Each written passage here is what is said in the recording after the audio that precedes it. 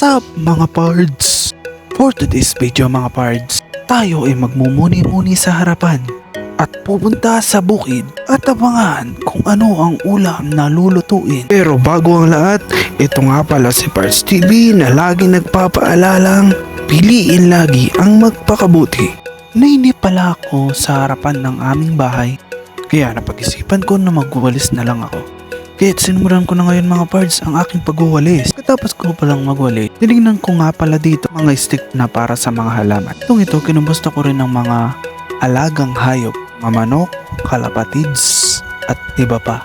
Sa puntong ito pards, naisipan ko na ng bukid na lumabas sa daan para makalanghap na rin ng sariwang hangin. Kita mga pards, yung kanan ay nandyan yung mga halaman, mga pananim, sariwang sariwa. Mga pards, nitingnan ko yung sarili ko dyan kung malinis ba yung mukha ko.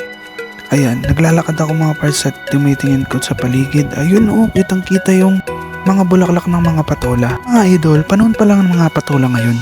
Silad na silad ang mga patola. Mga idol, pundasyon ng mga tito ko ng mga patola ay sobrang tatag. Sipan ko idol, after kong tignan ng mga patola dito sa bukid, ko na rin umuwi para mag-prepare ng pangapagkain. Ulam. Nakita ko na marumi na rin yung mga kaldero, plato, kaya naisipan ko na rin na linisin. Itong mga idol, lilinisin ko ng mga kaldero at mga plato. Pagkatapos ko linis mga kaldero at plato dito mga idol, sasahin na rin ako ng para at least habang piniprepare ko yung mga ulam, mga ihiwain ko, nakasalang na din ang kanin. Ito idol yan. Tapos ko nang nugasan yung kaldero tsaka yung plato.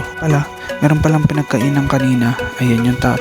Microwavable. Inilinis ko na rin para at least magluluto man ako. It's malinis. Tipo na tao idol. Pag ako'y nagluto, malinis. Wala akong nakikita na ugasin. Sorry kung natagalan yung video ko idol sa kakalinis lang. Mga idol, ugaliin natin na pag tayo ay naglilinis or nagluluto is malinis yung kapaligiran natin. Kain to idol. Yung kawali na paglulutuan ko din mamaya ay marumi din kaya nilinis ko na din. Idol, yung pinagkamalan ko na dishwashing liquid pala yung pinag sa mga damit ko. Hindi pala. Powder pala. Malinis na rin yung kawali ko kaya ng kamay bago mag-prepare ng bigas. Kumuha na pala ako ng bigas dyan. Yan.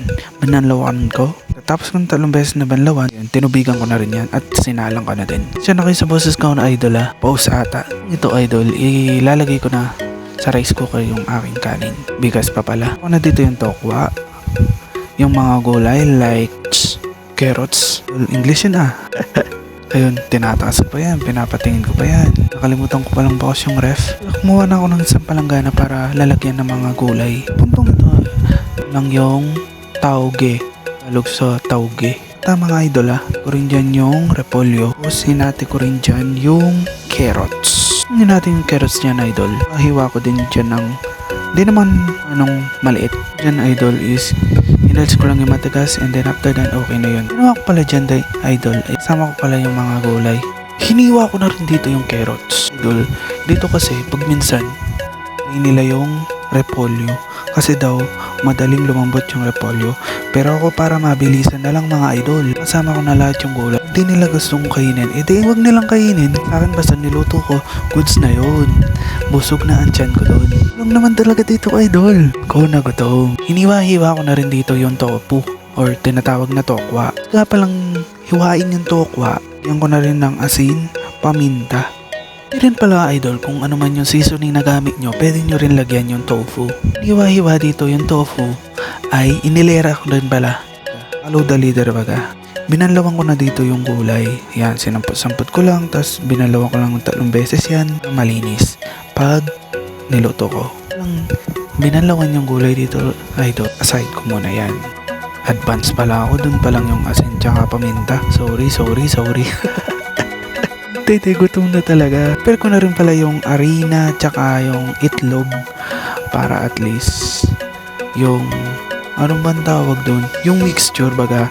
Tapos yun is ilalagay yung tofu na nilagyan ng paminta at asin. Tapos parang chicken joy baga. Kaya nga crispy yan pag maluluto Sa pagpapatuloy idol, halo-halo ko na dyan idol. Binigyan ko rin ng asin, ng paminta at ng seasoning para para may lasa. At binigyan ko rin ng konting tubig yan, idol. 1/4 na harina, tapos 2 itlog.